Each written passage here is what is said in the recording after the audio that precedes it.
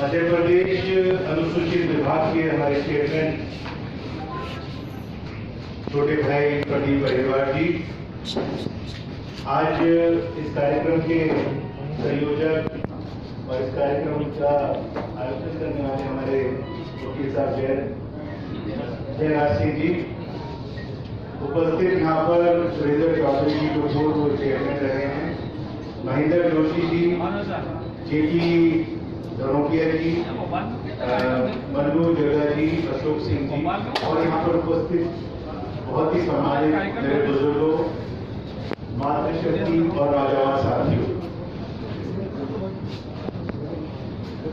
कल महर्षि वाल्मीकि जी का जन्मोत्सव था और आज इस खुशी के अंदर ये जो कार्यक्रम यहाँ पर रखा गया, मैं उसके लिए आप सभी लोगों को बधाई देता हूँ, शुभकामनाएं देता हूँ और महर्षि वाल्मीकि जी से ये प्रार्थना भी करता हूँ कि ये जो समाज है वाल्मीकि समाज, इसको सुबुद्धि दे।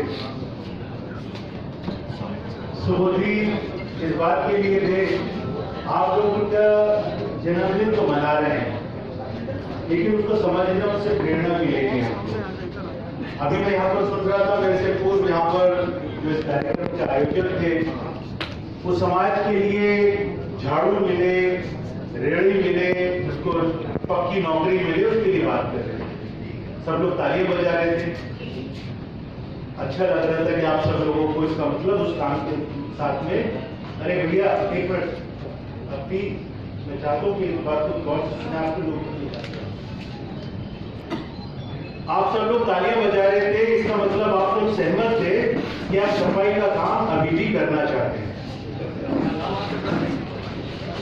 तो आप ये देखिए कि जो महर्षि वाल्मीकि जी, उनकी तस्वीर देखिए, आप उनकी मूर्ति देखिए, उनके हाथ में झाड़ू नजर आती है क्या? आप लोग अगर उनको मानते हैं, अपना ईष्ट मानते हैं, उनको अपना भगवान मानते हैं, तो उनके हाथ में कलम है और कलम का मतलब शिक्षा। और बाबा साहब भीमराव अम्बेडकर भी हमको यही प्रेरणा देते थे कि हमें शिक्षित बनाना है समाज को। जो उनका 3 मंत्र थे, उन 3 मंत्र का सबसे पहला जो उनका शब्द था वो शिक्षित बनो, उन्होंने लिखा था। आपके भगवान महर्षि वाल्मीकि जी भी के हाथ में कलम है, लेकिन आपके समाज के हाथ में झाड़ू क्यों? और उस झाड़ू को लेकर लड़ाई क्यों? इस चीज को समझना है। ये चिंता का विषय भी है और चिंतन का विषय भी है।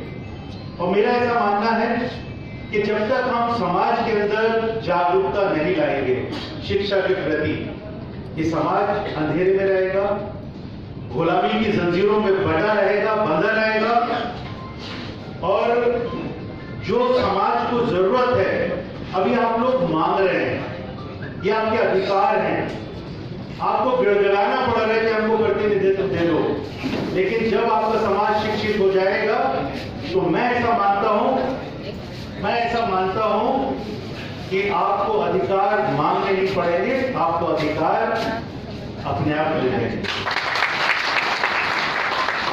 आप लोग यहाँ पर, मुझे ऐसा लगता है कि सभी लोग शिक्षित हैं, क्योंकि समाज का कार्यक्रम है, वाल्मीकि समाज का कार्यक्रम है, तो मैं इसी सब्जेक्ट के ऊपर बात करना चाहूंगा। अभी रास्ते में हम सेम फ्लाइट से है, मुझे सौभाग्य प्राप्त हुआ कमलनाथ जी के साथ में यहाँ तक पहुंचने का। तो रास्ते में हमने समाज के ऊपर चर्चा की, बहुत विस्तार से चर्चा हुई, लगभग 1 घंटा का सफर था, तो हमने पूरा विस्तार से इसके बारे में चर्चा की। हमने इनको भी बताया, कमलनाथ जी से मैंने कहा कि हमारा एक चार्टर ऑफ डिमांड्स है जो समाज को लेकर है, जिसके ऊपर मैं चाहता हूं कि अगर हमारी सरकार बने तो उस सरकार बनने के बाद इस समाज को किस तरीके से ताकत मिले, मुख्य धारा में कैसे जोड़ा जाए। कमलनाथ जी के लिए मैं चाहूंगा कि आप सब लोग जोरदार ताली बजाकर इस बात के लिए धन्यवाद करें कि उन्होंने इस बात सुनो, इस बात के लिए धन्यवाद करना चाहता हूं। आप सब लोगों से इसलिए तालियां बजवाना चाहता हूं कि हमारे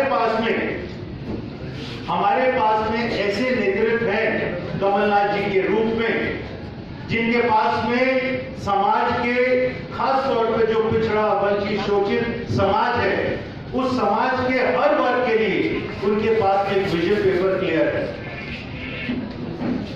आरएसएस की अगर मैं बात करूं, भारतीय जनता पार्टी की बात करूं, आप हम सब लोगों का एक कर्तव्य भी बनता है कि समाज के अपने समाज के बीच में जाके कमलनाथ जी के विजन को, जो शोषित वर्ग, दलित वर्ग के हर समुदाय के लिए उनके पास में क्लैरिटी है, उसके बारे में चर्चा करें। और आरएसएस क्या करता है, भारतीय जनता पार्टी क्या करती है, उनके नेता क्या करते हैं, उसके बारे में आप लोगों को तुलना करनी होगी, उसके बारे में लोगों को जानकारी बतानी पड़ेगी। देश का प्रधानमंत्री सफाई कर्मचारियों को बैठाकर फोटो खिंचवाने के लिए उनके पांव पानी से धोता है, तौलिए से पोंछता है, स्वच्छता अभियान का कार्यक्रम देश भर के अंदर लागू करता है, लेकिन मध्य प्रदेश के अंदर आज भी नौकरी के लिए, जो नौकरी करने के बाद जो सफाई कर्मचारियों को तनख्वाह मिलती है, वो क्या मिलती है? 12,000 रुपया, 15,000 रुपया। और यहाँ पर तो धनोपिया जी ने बताया था कि 9,000 रुपया मिलते हैं। आप समझिए कि 9, अभी आ रहा हूँ कमलनाथ जी को एक भी बताना चाहता हूँ कि मेरे को इंदौर जाने का मौका मिला।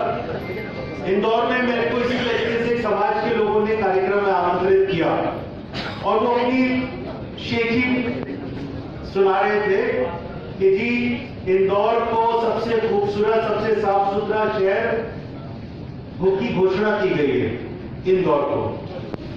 और वहां पर जो सफाई कर्मचारी था उसको मालूम है कि अटेंडेंस लगाने के लिए क्या समय दिया गया था? सुबह 5 बजे। कि अगर कोई महिला जो सफाई कर्मचारी है, जो व्यक्ति सफाई का काम करने वाला है, उसको सुबह 3:30 बजे 4 बजे उठना पड़ेगा, उसको अपनी नौकरी पे जाना पड़ेगा।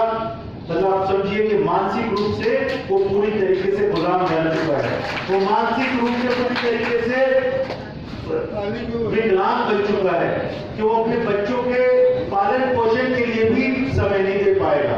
जो महिला घर से बाहर सुबह 4 बजे उठकर चली जाएगी, तो अपने बच्चों की शिक्षा दे पाएगी क्या? नहीं। तो ये सोचने की बात है कि जो भारतीय जनता पार्टी और आरएसएस की सोच है, वो आपके समाज को क्या बनाना चाहती है? वो आपके समाज को मानसिक रूप से विकलांग बनाना चाहती है, गुलाम बनाना चाहती है कि आपका जो दायरा है वो सफाई के बाहर ना निकल सके, आप अपने बच्चों को पढ़ाई शिक्षा की तरफ प्रेरित ना कर सके। आपको तनख्वाह उतनी दी जा रही है कि आप लोगों से उधार मांगते रहें। और आपको मालूम है कि यहाँ पर आप ही के समाज के लोग जो बच्ची की शादी करने के लिए जाते हैं, तो 10-10% इंटरेस्ट के ऊपर भी पैसा उठाकर अपनी बच्चियों की शादी करते हैं। ये इसको समझने की जरूरत है। यहाँ पर खड़े होकर मेरा स्वागत कर दें, आप कमलनाथ जी का स्वागत कर दें, हमें ये नहीं चाहिए, कमलनाथ जी को भी ये नहीं चाहिए।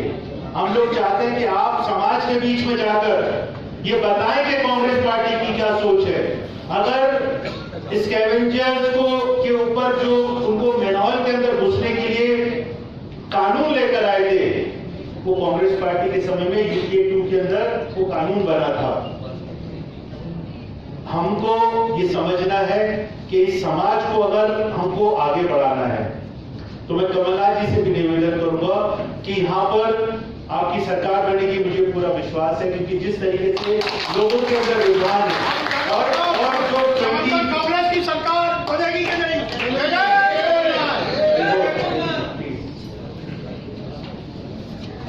सरकार कैसे बनेगी इसको समझना है। सरकार खाली नारे लगाने से नहीं बनेगी। आप हमको ये वाला काम